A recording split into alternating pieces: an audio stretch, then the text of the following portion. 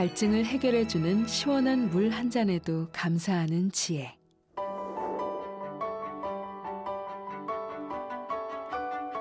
행복과 불행은 어디에서 올까요?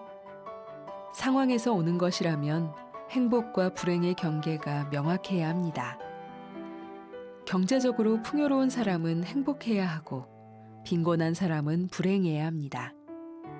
하지만 주위를 보면 꼭 그렇지만은 않습니다. 행복과 불행은 상황이 아니라 마음가짐에서 결정되기 때문입니다. 감사하는 법을 알고 있다면 빈곤한 삶 속에서도 행복한 일을 찾아냅니다. 반대로 불평불만이 가득하다면 많은 것을 누리면서도 부족함을 느낍니다. 마음이 텅 비어 있으니 무엇을 담아도 만족하지 못하는 겁니다. 그로 인해 인생이 점점 무기력해집니다.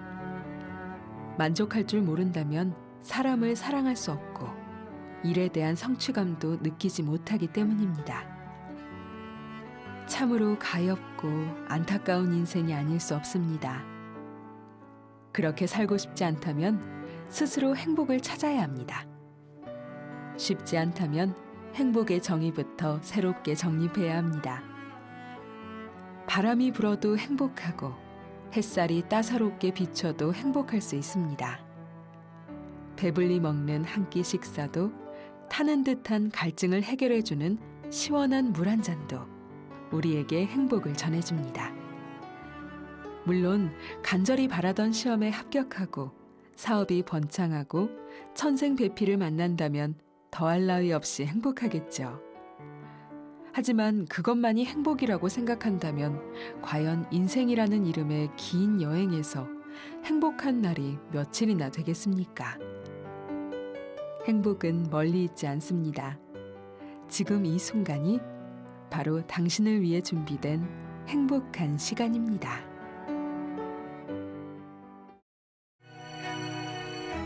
콤플렉스 활용법.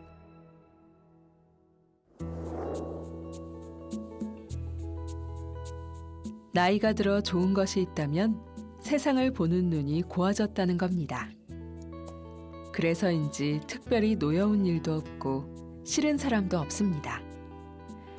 이해하려고 들면 이해하지 못할 일도 없음을 알게 된 것입니다. 혈기왕성했던 시절에는 작은 일에 파르르 떨기도 했는데 말입니다. 늙어가는 겉모습에 집착하지 않는다면 나이가 든다는 것은 여러모로 즐거운 일입니다. 뿐만 아니라 시간이 지나면 죽을 것처럼 힘들었던 기억도 슬픔도 시간 속에서 점점 사라져 버립니다. 그런 의미에서 망각은 신이 주신 최고의 선물입니다.